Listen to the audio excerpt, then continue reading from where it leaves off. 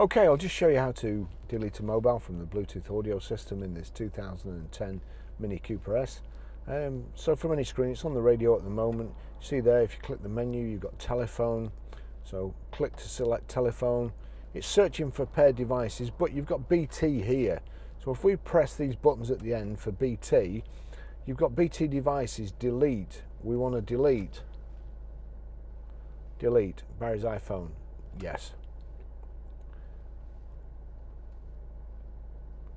Now then, that also tells you a story about who this vehicle used to belong to.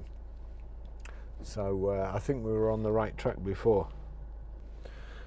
Okay, I'll just show you how to pair a mobile to the Bluetooth audio system in this 2010 Mini Cooper S. So the first thing we do is make sure that Bluetooth is switched on. And then we're looking out at the bottom here, but over to the radio, onto menu, and you see there, telephone config mini. We want telephone, select telephone, and then you've got search, which is this button here, Bluetooth here. So we want search. Bluetooth device is pairable to ensure functionality. It's already come up, mini. So we'll click on that. External device ready, help, reject and add. We want to put a passkey in, so I'm going to put 000 in, click OK.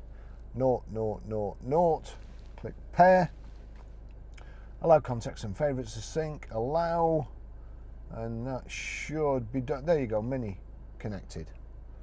That's it.